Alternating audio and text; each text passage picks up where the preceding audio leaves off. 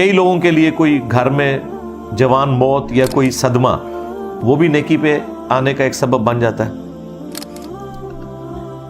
وہ عموماً رمضان میں ہی نیکیوں کی طرف آتے ہیں اور بعد میں کچھ استقامت والا سلسلہ شروع ہوتا ہے.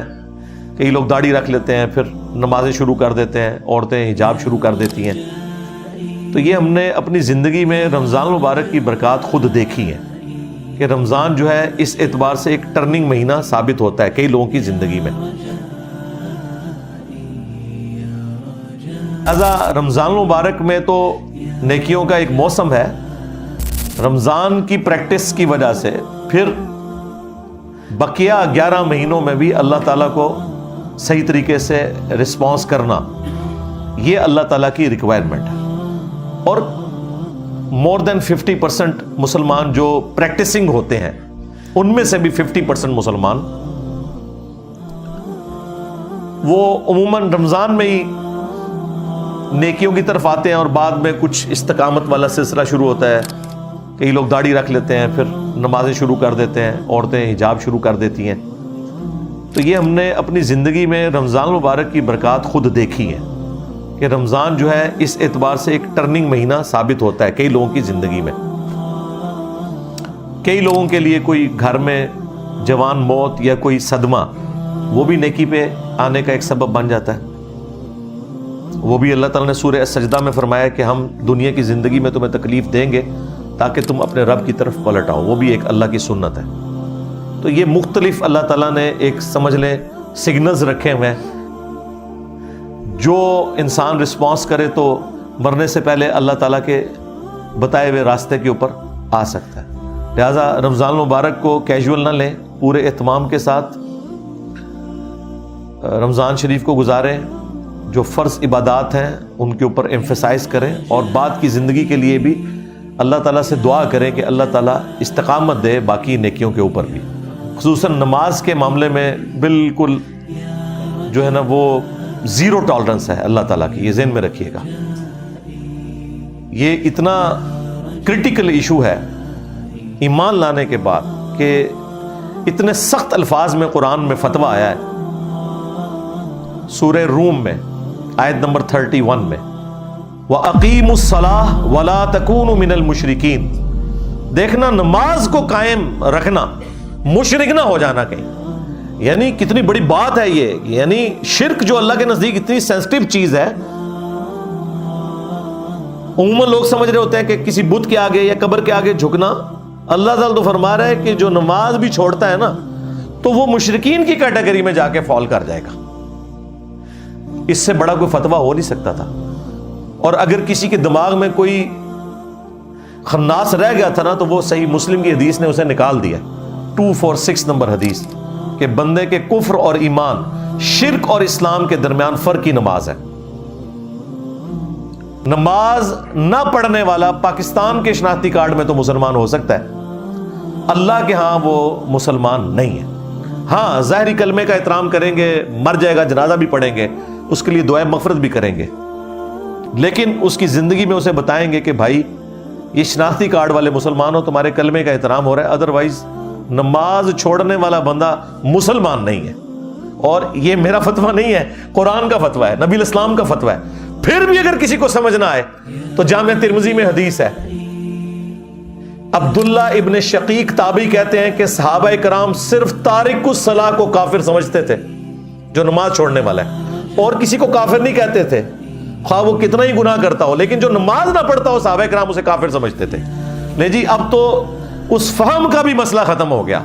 اگر کوئی کہ مجھے قرآن کا فہم نہیں ہے، ہمیں حدیث بتائیں، حدیث بھی بتا دی، حدیث کا بھی فہم نہ آیا. صحابہ کرام سے تو بڑھ کر کوئی قرآن و سنت کو جاننے والا نہیں تھا. جامع ترمذی میں ایک اور حدیث ہے کہ ہمارا اور مشرکین کا عہد نماز کی بنیاد کے اوپر قائم ہے، جس نے نماز چھوڑ دی اس نے کفر کیا.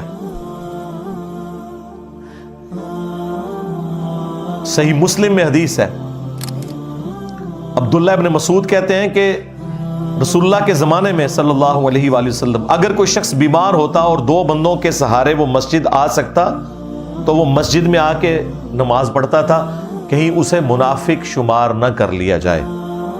یعنی جو گھر میں نماز پڑھے اس کے بارے میں بھی صحابہ کرام ڈرتے تھے کہ یہ منافق ہے، پتہ نہیں پڑھی اس کے نہیں پڑھی. تو اس زمانے میں اپنے آپ کو مسلمان ثابت کرنے کے لیے مرد کو مسجد میں نماز پڑھنی پڑتی تھی. صحابہ کرام کو کیا پتا تھا کہ ان سے بھی بڑھ کے بھی عاشقان رسول آنے والے ہیں، انورٹڈ کامز میں، نماز ایک بھی نہیں پڑھیں گے اور کہیں گے کہ غلامی رسول میں موت بھی قبول ہے، حرمت رسول پر جان بھی قربان ہے. نعرے ایسے ماریں گے کہ میں تو کہتا ہوں جو پرانے مسلمان ہیں وہ بھی شرمندہ ہوتے ہوں گے کہ یار یہ تو ہمیں بھی پیچھے چھوڑ گیا. لیکن جب پریکٹیکلی باری آئے گی تو یہ حال ہے کہ نماز بھی نہیں پڑھیں گے. میلاد کے جلسے اٹینڈ کریں گے، صبح اٹھ کے فجر نہیں پڑھیں گے. میلاد کے دن کے جلوس اٹینڈ کریں گے، جب ظہر کی نماز کا وقت آئے گا لنگر لے کے گھر چلے جائیں گے. محرم کے جلوسوں میں عاشقان اہل بیت ہونے کا دعویٰ کریں گے، لیکن انہیں یہ نہیں پتا کہ مولا علی بھی نماز کے لیے جا رہے تھے تو شہید ہوئے. مولا حسین علیہ السلام بھی کربلا میں نماز کی حالت میں آپ کے اوپر تیر چلائے گئے. اور جب ظہرین کا وقت آئے گا تو آدھے سے زیادہ لوگ کہیں گے ساڑھے دے کپڑے ہی پاک نہیں نے. تو میں اس پہ پھر جب مجھے غصہ آتا میں کہتا ہوں یار تم اہل البیت کے ماننے والے ہو، اپنے آپ کو پاک ہی نہیں کر سکے، مسلمان اور پلید.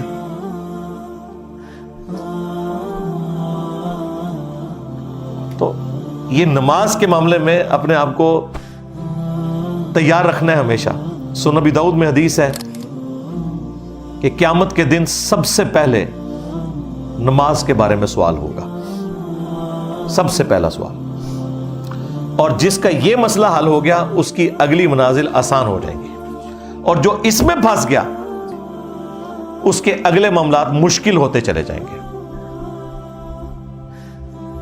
پھر مسند احمد میں ایک حدیث ہے، نبی علیہ السلام نے فرمایا کہ نماز اپنے نمازی کے حق میں قیامت والے دن نور، نجات اور دلیل، اللہ کے حضور چھٹکارے کی ایک دلیل اس کے پاس ہوگی. اور جس شخص نے نماز چھوڑ دی قیامت والے دن نہ تو اس کے لیے کوئی پولیس رات پہ نور ہوگا، نہ اس کی کوئی نجات کے چانسز ہیں، اور نہ اللہ کے حضور کوئی وہ دلیل پیش کر سکے گا.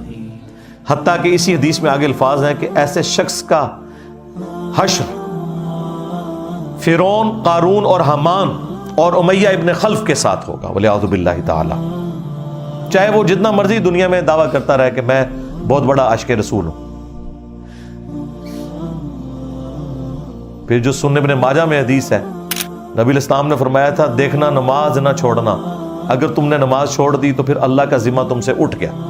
ہاں، اس سے بڑی کوئی دھمکی ہو ہی نہیں سکتی. پھر اللہ کے ذمہ کوئی چیز نہیں ہے. تو اس رمضان میں ایک تو پریکٹس کریں کہ جماعت کے ساتھ نماز انشاءاللہ تعالی، اور پھر اسے کنٹینیو آگے چلانا ہے. یہ نہیں ہے کہ چاند رات میں ہی جا کے جو ہے پہلے جاتے ہیں نائی کے پاس شیو کروانے کے لیے، داڑھی نہیں رکھنی ہے تو ٹھیک ہے، پھر اب اگر نیت کی ہے تو چلاؤ.